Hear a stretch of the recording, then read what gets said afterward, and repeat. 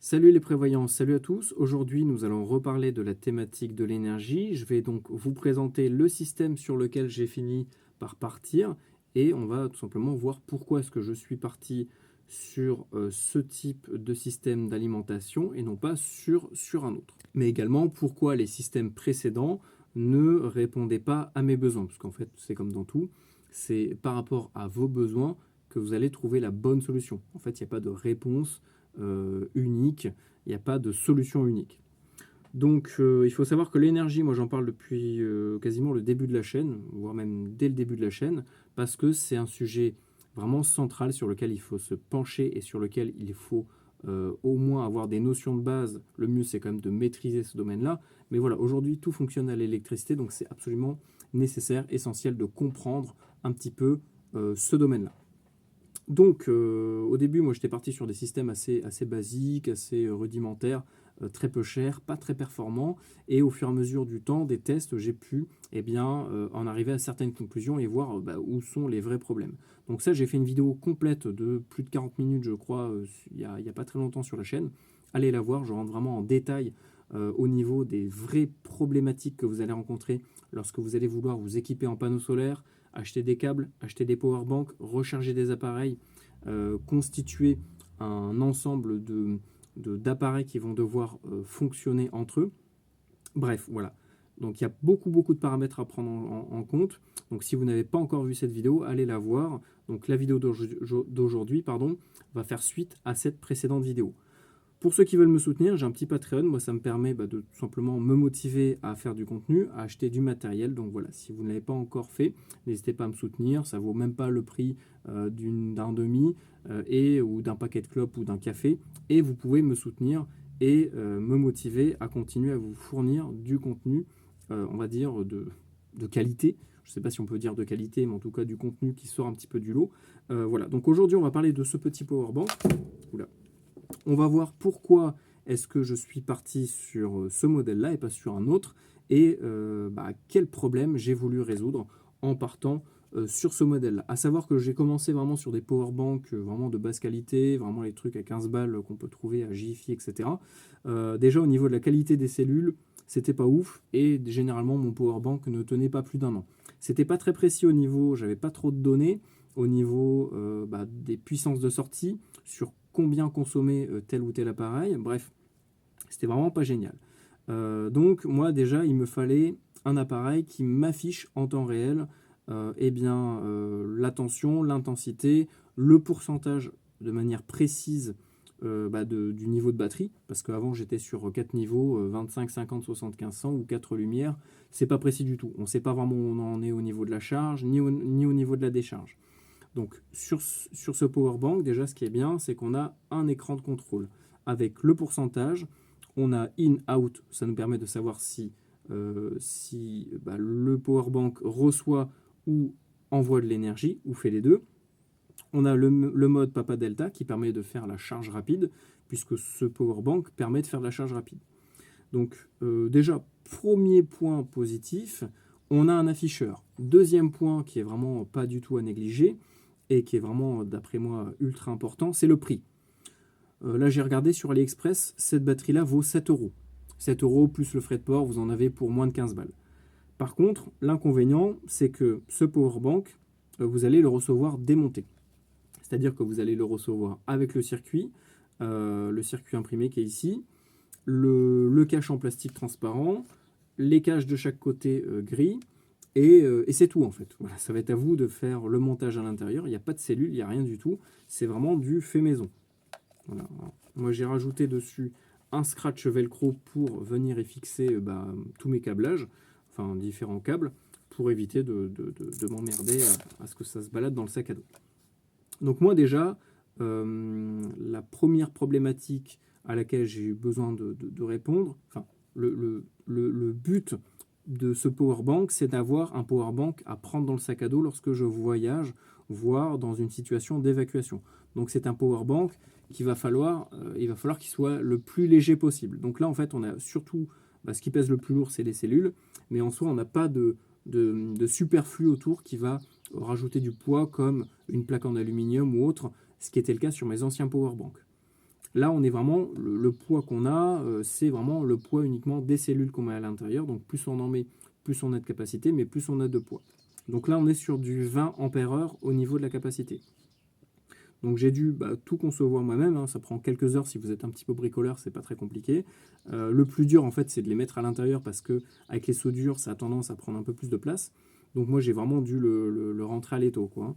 Là je suis parti sur des cellules 18650 de 2 ampères 5 au niveau des capacités. Donc j'en ai 8 en tout, donc ça fait 2,5 x 8. J'arrive à 20 ampères heure, à peu près, hein. Bon, je pense que les valeurs données sont toujours un peu supérieures à la vraie valeur.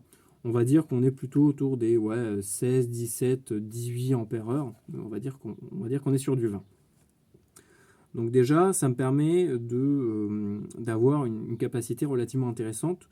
20 ampères heure, c'est le double des power banks qu'on va pouvoir retrouver dans le commerce. Généralement, on est sur du 10 ampères heure. Là, je suis sur le double. Pour 7 euros. Franchement, c'est pas mal puisque les cellules, je les ai pas payées, c'est du recyclage. Donc bien sûr, après, je vous montrerai comment faire pour tester ces batteries, comment les assembler. Donc là, j'ai fait un montage en parallèle. Donc j'ai mis le plus sur le plus des autres batteries et le moins sur le moins des autres batteries, enfin des autres cellules. Et j'ai relié tout ça au plus et au moins du circuit, juste ici.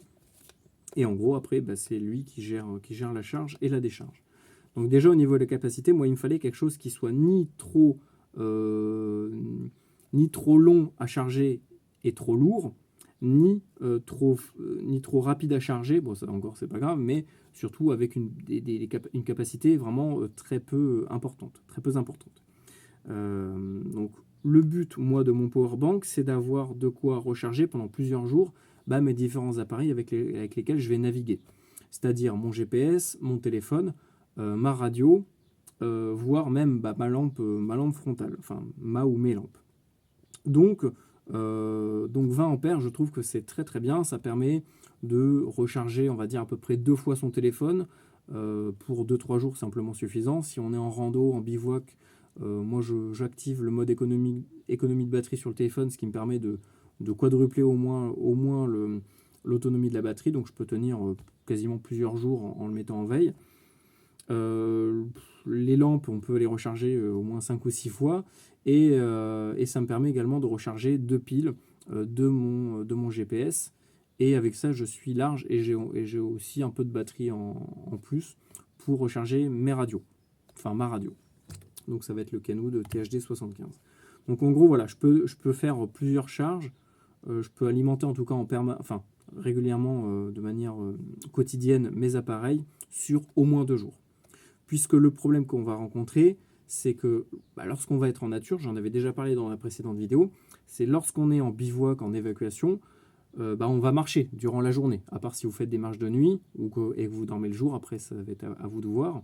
Dans ces cas-là, ça va être beaucoup plus simple pour recharger vos appareils, mais si vous marchez la journée, ce qui va être le cas de quasiment tout le monde, et moi le premier, le panneau solaire, il sera uniquement sur le sac à dos. On ne pourra pas le prendre à la main, on ne pourra pas le mettre ailleurs. On aura juste le sac à dos avec nous.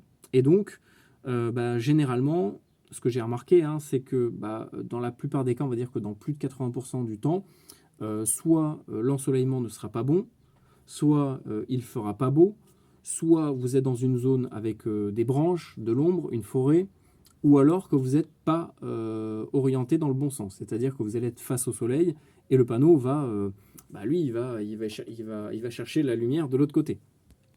Donc, pour pallier à ça, n'hésitez pas à surdimensionner votre alimentation. N'hésitez pas à prendre un panneau solaire qui est censé être très puissant, puisque lorsque le soleil ne sera pas vraiment au rendez-vous, vous pouvez diviser au moins par 6, voire par 10, les performances de votre panneau. C'est-à-dire que, pour vous donner une idée, assez rapidement, ce panneau-là, je l'ai mesuré, il sort à peu près 150 mAh, à peu près, entre 100 et 150. C'est-à-dire que lorsqu'il va être sur mon sac à dos, ou dans une zone ou une journée où il ne fait pas beau, il va me sortir à peu près 10 mAh. Autant vous dire que c'est ridicule. Déjà, 100 mAh, vous n'allez pas loin avec ça. Mais alors, n'imaginez même pas recharger un powerbank ou un téléphone avec ce panneau. C'est impossible. Donc n'hésitez pas à surdimensionner vos alimentations. C'est pour ça que moi, j'ai préféré partir sur ce panneau. C'est un panneau 12 volts, 5 volts. Hein. Il a deux sorties, je veux dire, une sortie 5 volts sur deux ports USB et une sortie 12 volts brute, on va dire, sur ce câble-là. Et donc, ça permet également d'être beaucoup plus polyvalent au niveau du rechargement. Donc au niveau du power bank, ce qu'il faut aussi vraiment, ce qu'il faut regarder, pardon, c'est ce qu'il peut encaisser en entrée.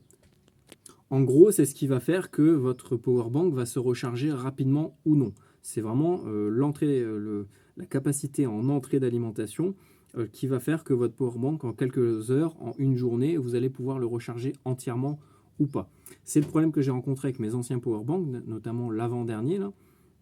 C'était un tout noir dans lequel on pouvait mettre plusieurs 18650. Alors, je trouvais ça super intéressant parce que ça permet de recycler des batteries, enfin des cellules. Et le problème, c'est que lui ne pouvait encaisser que 1 ampère-heure. Le problème, c'est qu'en tout, j'avais à peu près 8 ou 10 ampères-heure de capacité. C'est-à-dire que il m'aurait fallu l'alimenter pendant 10 heures avec une intensité de 1 ampère constant pour recharger entièrement la batterie. Autant vous dire que c'était pas possible. Enfin, et que c'est très long. En vrai, 10 heures, on n'a pas 10 heures d'ensoleillement plein lorsqu'on randonne ou autre. Je vous ai dit qu'il faut diviser, enfin, il faut calculer 80% de pertes. Donc, dites-vous bien que dans 80% du temps, il n'y aura pas de soleil, ou alors il y aura de l'ombre, ou alors il ne fera pas beau, ou alors vous ne serez pas positionné correctement. En tout cas, pas dans le bon sens. Donc, ça fera que vous allez diviser par au moins 8, un petit peu moins. Enfin, voilà, vous allez diviser, vous allez perdre 80% au niveau de la puissance de charge. Donc, c'est important que votre power bank puisse recevoir et accepter le maximum, puisque le top, c'est d'avoir le maximum au niveau de la puissance sur votre alimentation. Donc là, le panneau solaire, si lui, il peut me fournir 3 ampères, il faut que ma batterie puisse encaisser 3 ampères. Parce que je ne sais pas si après, il ne fera pas beau, si après, je vais devoir débrancher la batterie, si jamais après, il va se passer quelque chose, il va pleuvoir. Il faut que je puisse, dès que je peux, lui balancer un maximum et qu'elle puisse stocker un maximum d'énergie. Vous voyez ce que je veux dire ? Alors que si je suis bridé à 1 ampère, 1 ampère et demi, mon panneau va me fournir 3 ampères, mais la batterie ne va accepter qu'1 ampère et demi. Donc en fait, je vais perdre 50% de l'énergie fournie juste parce que la batterie ne l'accepte pas. Voilà, parce qu'elle n'est pas en capacité de le faire. Donc voilà pourquoi également j'ai choisi ce power bank, c'est que le power bank peut encaisser jusqu'à 3 ampères et il peut également faire la charge rapide, le mode Papa Delta. Donc en fait, ce mode-là permet d'alimenter soit la batterie, ou alors la batterie va pouvoir alimenter un appareil. Enfin, en tout cas, voilà. Au niveau du fonctionnement de la charge rapide sur tout ce qui va être câble USB, comment ça fonctionne ? En fait, l'alimentation va varier la tension entre 5 et 12 volts, c'est-à-dire qu'on va pouvoir avoir du 6,6, du 8, 9, 10, 11, 12 volts. Et ça va également augmenter, on va également avoir plusieurs ampères qui vont circuler. Donc ça va nous permettre de recharger beaucoup plus rapidement une batterie qu'avec du 5 volts normal. Donc voilà, ça c'est pareil, cette batterie-là elle peut être rechargée en charge rapide. Ce qui est bien, c'est qu'elle a plusieurs entrées d'alimentation. Alors je suis désolé, c'est un petit peu dégueulasse parce que j'ai dû la sceller à la colle à chaud. C'est pas beau, mais ça fonctionne. Donc on a une prise en micro USB, c'est l'un des standards les plus courants, que vous connaissez tous. C'est ce qu'on avait il y a encore quelques années sur les téléphones. Mais on peut également recharger la batterie sur de l'USB-C. Et sur l'USB-C, on va pouvoir faire de la charge rapide de 5 à 12 volts et on peut monter jusqu'à 3 ampères. C'est-à-dire que je vais pouvoir lui balancer 12 volts et 3 ampères. Autant vous dire que ça va charger très rapidement. Et après, la batterie, le circuit gère tout seul et va pouvoir alimenter ça correctement. Donc hop, pour vous montrer un petit exemple, tac, je branche ici, on voit qu'on est à 36%, alors vous allez voir en inversé. Alors je ne sais pas si j'ai le filtre sous la main, parce qu'en fait j'ai pas mis le filtre sur l'écran, donc des fois c'est un petit peu illisible. Ah si, là on le voit, c'est bon. Donc 36%, on voit qu'on est en in, donc ça nous permet d'avoir une indication que le powerbank reçoit de l'énergie. Là, on a 4,4 volts, parce qu'on n'est pas sur une charge rapide, et on a 1,6 ampères. Donc avoir un petit afficheur comme ça, c'est très très important pour suivre en permanence le rechargement de sa batterie ou le déchargement, en tout cas au moment où on va alimenter un appareil. Ça permet également de connaître la consommation de nos appareils en mode charge. Et donc, voilà, pour moi, avoir un indicateur comme ça, c'est ultra important, mais également pour faire des tests, savoir les performances de votre panneau, savoir les performances de X ou Y appareil, est-ce qu'ils peuvent vraiment faire la charge rapide sur telle ou telle tension. Bref, en fait, on va pouvoir tout voir, tout monitorer directement sur cet écran. Ce qui est bien, et c'est également un point qu'il ne faut surtout pas négliger, que je négligeais à l'époque, et c'est en fait tout simplement le fait de pouvoir à la fois charger notre batterie et se servir de la batterie pour alimenter un appareil. Ça, c'est quelque chose qui paraît complètement bête à première vue, mais qui est vraiment très important. Pourquoi ? Parce que si on n'a qu'une seule alimentation, si on n'a qu'un seul panneau solaire, qu'un seul bloc de charge, et qu'on n'a rien d'autre, et qu'on doit recharger plusieurs appareils, eh bien ça permet de brancher tout sur une alimentation.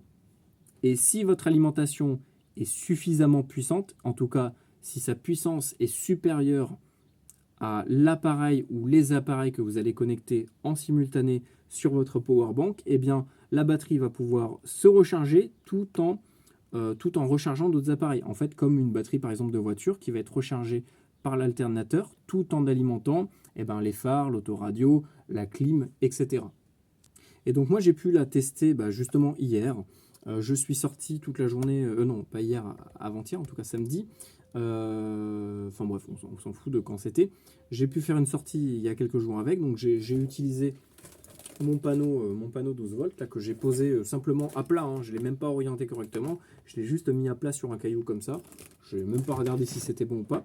J'ai branché ma batterie sur le panneau et derrière j'ai pu alimenter toute la journée sans aucun problème le scanner.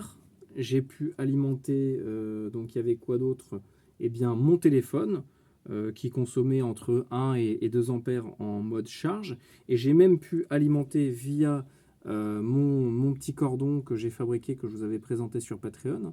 Je ne vous le présente pas ici, vous avez qu'à vous abonner. Et donc voilà, avec ça je peux également, c'est mon petit régulateur fait maison, que je vais pouvoir brancher directement sur l'entrée 12 volts de mon panneau et pouvoir alimenter, donc c'était mon poste CB Randy 3 là, celui-là, directement via le petit bloc de charge. Voilà. Donc j'ai pu alimenter 3 appareils en simultané qui consommaient en tout, je crois que je montais à plus de 2 ampères de consommation, et le panneau arrivait à alimenter tout ça, plus en même temps j'arrivais à monter le pourcentage de batterie. Je voyais qu'il montait petit à petit et que j'arrivais en même temps à recharger les cellules. Donc en vrai, ce powerbank est vraiment parfait pour ça. Et ça va être également un gain de temps, parce que si vous êtes en pleine évacuation, que vous avez qu'une seule source d'alimentation, donc votre panneau solaire, et qu'il faut marcher, etc., il n'y a pas le temps de à chaque fois s'arrêter, enlever le sac à dos, hop, débrancher un truc, vous rebranchez un autre appareil, et tatati et tatata, vous avez des câbles dans tous les sens. Ça, c'est un truc que j'ai pu tester. C'est chiant, ça fait perdre du temps, et ça, voilà, vous allez vraiment perdre du temps sur tout. Donc, votre powerbank, il faut qu'en permanence, lorsqu'il fait jour, il soit branché à votre alimentation, à votre panneau solaire, et lorsque vous avez besoin de recharger un appareil, vous venez brancher l'appareil en plus de l'alimentation panneau solaire.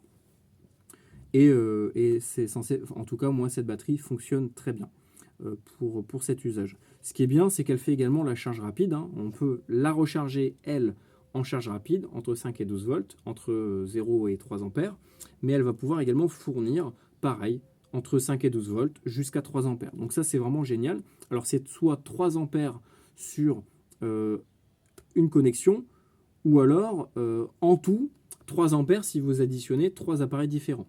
En tout cas, j'ai pas pu vraiment tester. Il faudrait que je teste, tiens. Il faudrait que je teste, par exemple, me mettre en charge rapide sur celui-là, plus celui-là, plus en même temps tirer de l'énergie sur encore une autre prise pour voir si je peux vraiment monter beaucoup plus haut. Bon, j'espère que ça tiendra le coup, mais ça peut être un test intéressant à effectuer. En tout cas, sans problème, hier je suis monté à plus de 2 ampères toute la journée en alimentation. En tout cas, voilà, le powerbank fournissait plus de 2 ampères toute la journée sur plusieurs ports. J'ai eu aucun problème de bug, de plantage, de surchauffe, ce qui était le cas sur mes anciens powerbanks. En fait, dès que je faisais ça, soit le powerbank n'acceptait que l'entrée ou que la sortie, ou alors il se mettait tout simplement en sécurité. Donc bah, en fait, ça servait à rien. Ça m'emmerdait plus qu'autre chose. Donc là, avec celui-là, bah, je peux faire tout ça. Donc ça, c'est vraiment un point ultra important à ne surtout pas négliger, qui va vraiment vous rendre efficace sur le terrain et vous éviter d'avoir des câbles, des machins, débrancher des trucs, rebrancher autre chose. Là, vous avez le même câble partout pour alimenter vos appareils, USB-C, et puis basta, quoi. Voilà, vous avez juste à clac, clac, clac, mettre un câble en plus. Ce qui est bien, c'est que donc sur cette prise, ici, la prise USB-C, vous pouvez à la fois envoyer de l'énergie dedans, c'est à la fois une entrée et une sortie. Donc en fait, si vous avez un câble comme celui-là, avec de chaque côté du micro USB, vous allez pouvoir vous servir de l'entrée USB-C comme sortie. Donc vous allez pouvoir avoir un branchement supplémentaire pour alimenter vos appareils. Donc ça, franchement, c'est génial. Moi, je recommande de mettre les appareils en USB-C sur la prise USB-C et garder l'USB normal pour les appareils qui ne peuvent pas avoir autre chose. Ce qui est bien également avec ce powerbank, c'est que le jour où mes cellules seront défectueuses, je vais pouvoir le démonter, changer la cellule défectueuse et remonter tout ça. Et je pourrai repartir pour 1 ou 2 ans complets de fonctionnement. Voilà, donc ça c'est vraiment pas mal. Et après, qu'est-ce que je peux dire d'autre dessus?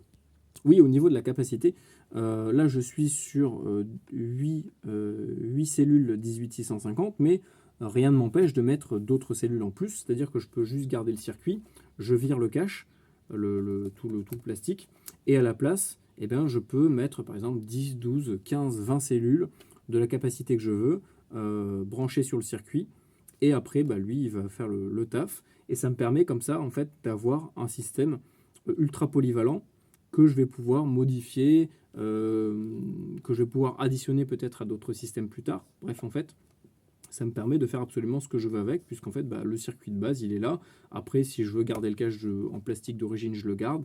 Si je veux mettre autre chose, je peux le faire. Donc ça, c'est vraiment pas mal, et ça permet justement de pouvoir recycler, on va dire, son powerbank pour un nouvel usage, voilà, sur d'autres cellules et sur un autre volume. Si vous voulez faire une énorme batterie, eh bien, vous pouvez tout à fait le faire. Par contre, attention à n'avoir que des cellules de la même capacité. Là, c'est les mêmes partout. Elles font 2 ampères 5 et elles ont à peu près toute la même tension. Là, justement, c'est 4,23, 4,23, 4,24. Voilà, ça fluctue entre 4,22 et 4,25 au niveau de la charge pleine des cellules. Donc, je sais qu'elles sont plus ou moins toutes au même niveau et il ne peut pas y avoir une qui va tirer l'énergie des autres et créer un déséquilibre et vous flinguer toute la batterie. Voilà donc au niveau du système sur lequel j'ai fini par partir. Pourquoi également j'ai choisi tout simplement un powerbank on va dire en 4,2 volts, parce qu'en fait il y a plusieurs manières de voir les choses. Soit vous prenez une batterie qui a une tension bien supérieure à la tension finale que vous allez utiliser. Donc par exemple, je prends, je sais pas moi, les trottinettes, les voitures, etc. Et pour un appareil qui consomme 12 volts, la batterie va peut-être faire 15, 16, 20, 30 volts. Et ça permet de faire quoi? Ça permet de ne pas avoir de perte lorsque vous allez alimenter un appareil. Puisqu'en fait, le but d'alimenter un appareil, c'est d'avoir une tension et une intensité constante. Donc voltage, ampérage, il faut que ça soit le plus linéaire possible. C'est pour ça également qu'il va falloir impérativement dans votre installation avoir un power bank entre vos appareils et le panneau. Parce que si vous alimentez directement un appareil avec un panneau, ça va poser des problèmes. L'appareil ne va pas comprendre, ça va fluctuer en permanence, bref, ça va être la galère. Le powerbank, lui, une fois qu'il a stocké l'énergie, il va pouvoir me fournir 5 volts, 1 ampère, 2 ampères, ce que je lui demande, et ça ne va pas bouger. Voilà, ça c'est vraiment ultra important. Et donc, si je prends une batterie qui a une tension supérieure à la tension, on va dire, finale. Donc là, en l'occurrence, ça sera du 5 volts pour de l'USB. Bon, 12 volts si on prend en compte la charge rapide. Mais voilà, ça permet d'avoir quand même une grosse autonomie et de grosses performances.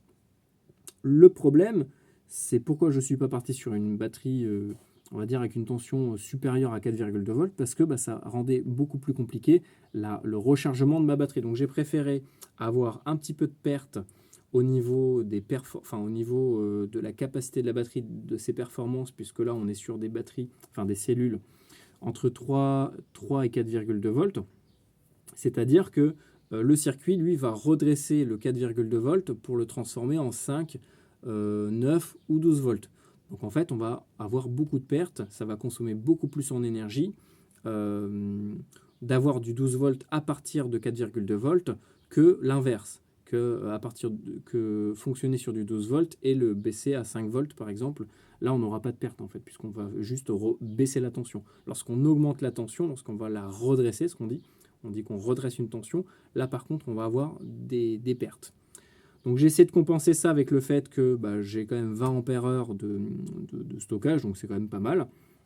Et en plus de ça, je vais pouvoir la recharger plus facilement parce que du 5 volts, en fait, on peut en trouver absolument partout. Contrairement à une batterie 12 volts qui, si on n'a pas une alimentation 12 volts sous la main, ça va être vraiment compliqué de la recharger. Enfin, voire même impossible. Donc là, en fait, le but, c'était de vraiment trouver un juste équilibre entre déjà le poids, les performances, le prix, puisque là, on est sur quelque chose qui vaut même pas 10 euros, sur ce que je viens de dire au niveau de la facilité de rechargement, au niveau de la stabilité de l'alimentation, au niveau de la puissance de l'alimentation.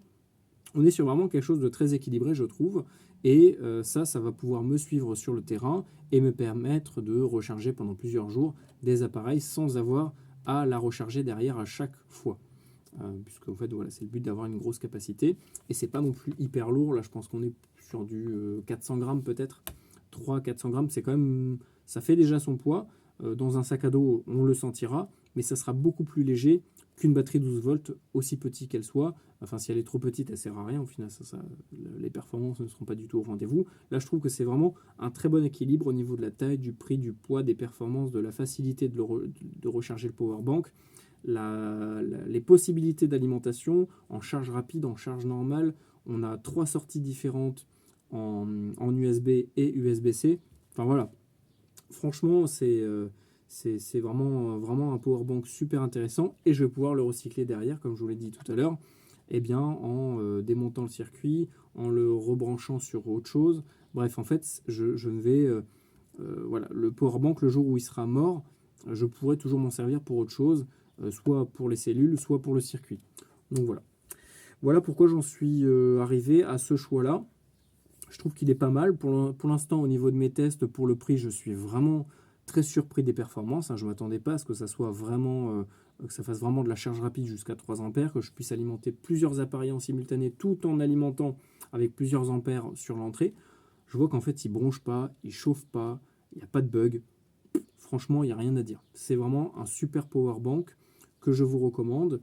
Et puis voilà, on ira refaire des tests prochainement sur le terrain. On a un afficheur qui nous permet de savoir ce qui sort, ce qui rentre, là où on en est au niveau du pourcentage de la batterie. Bref, c'est vraiment très, très, très intéressant. Je suis vraiment très impressionné par cette batterie. Voilà. Le seul problème que j'ai rencontré, c'était vraiment pour mettre les cellules à l'intérieur, parce que les soudures, etc., faisaient que c'était un peu trop large, et en fait, ça poussait. Donc en fait, j'ai dû littéralement le mettre dans un étau, tout coller en serrant au maximum, parce que sinon, ça ne tenait pas à l'intérieur, quoi. Voilà. Donc c'est vraiment le seul problème que j'ai rencontré pour le moment, mais sinon, rien à dire, il est vraiment quali. Voilà, donc n'hésitez pas à poser vos questions, et puis on se retrouve très bientôt pour des tests sur le terrain. Salut!